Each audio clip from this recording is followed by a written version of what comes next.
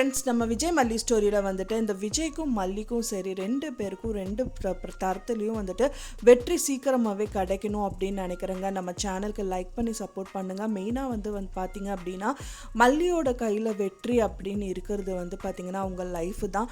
அதே மாதிரி விஜயோட கையில் இருக்கிறது அப்படிங்கிறது வந்து பார்த்திங்கன்னா அவரெல்லாம் விட்டு போனால் அவங்க சொத்து மானம் மரியாதை எல்லாமே தான் அப்படின்னு சொல்லலாம். ஸோ அதனால் வந்து 2 பேருக்கும் வந்து 2 பேரும் ஒரு 2 போர்க்காலத்திலும் நின்றுட்டு இருக்கிற மாதிரி தான் வந்துட்டு இப்போ வந்துட்டு நெருக்கமான சூழலில் கொண்டு போயிருக்காங்க எபிசோடு அப்படின்னே சொல்லலாம். என்னதான் ஒரு சந்தோஷம் அப்படின்னு பார்த்தாங்கன்னா என்ன ஆனாலும் சரி இவங்களோட அந்யோன்யம் மட்டும் எப்போவுமே கம்மியே ஆகாது அப்படிங்கிற மாதிரி தான் அதுவும் வந்து கூட காமிக்கிறாங்க. திரும்பவும் வந்து இது இறக்கிடாமல் இருந்தால் போதும் அப்படிங்கிற மாதிரி தான் வந்துட்டு எல்லார் மனசுலையும் தோணுது அப்படின்னே சொல்லலாம். ஸோ நேற்று எபிசோடில் வந்து பார்க்கறதுக்கு கொஞ்சம் ப்ரோமோஸும் சரி எல்லாமே வந்து கொஞ்சம் சந்தோஷமாக இருக்குது. இனி வர எபிசோட்ஸ் எல்லாம் வந்துட்டு ப்ரோமோஸும் நல்லா கொண்டு வரணும். ப்ரோமோஸ் மாதிரியே வந்துட்டு எபிசோட்ஸும் வந்துட்டு சூப்பராக போகணும். அப்படி இதுக்கப்புறமாவது வந்து மல்லி அண்ட் விஜயோட லைஃப் வந்துட்டு ரொம்ப சுவாரஸ்யமாக போகணும், சந்தோஷமாக இருக்கணும் அப்படின்னு நினைக்கிறேன் ஃப்ரெண்ட்ஸ்.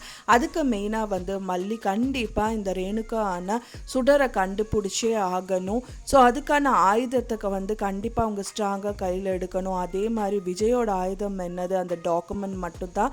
அந்த டாக்குமெண்ட்டை வந்து விஜய் எந்த காரணத்துக்கு கொண்டும் வந்துட்டு இந்த அவங்க ராஜிக்கு வந்துட்டு போய் சைன் பண்ணி கொடுத்துடவே கூடாது அப்படின்னு தான் எதிர்பார்க்கப்படுது.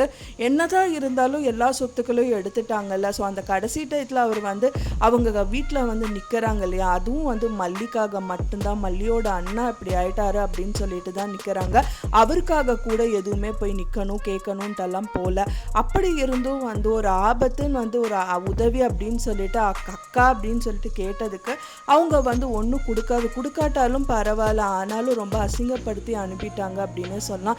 இதுக்காகவாவது வந்து பார்த்தீங்க அப்படின்னா வந்து இந்த ராஜீவ் கிட்ட இருக்கிற அவரோட சொத்துக்கள் எல்லாமே வந்துட்டு அவரே வந்து கையாளணும். ஸோ இவங்க வந்து பார்த்தீங்க அப்படின்னா மல்லிக்கு தேவையில்லாத சொத்தும் கிடைக்கணும் அண்ட் இவங்களோட நல்ல சந்தோஷமான வாழ்க்கையும் கிடைக்கணும் அப்படின்னு தான் எல்லாருமே எதிர்பார்க்குறோம்.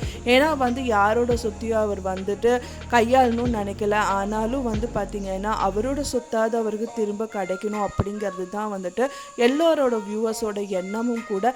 இன்னொன்று இந்த சைடில் வந்து மல்லியோட லைஃப் வந்து நிரந்தரமாக அவங்க கையில் கிடைக்கணும்.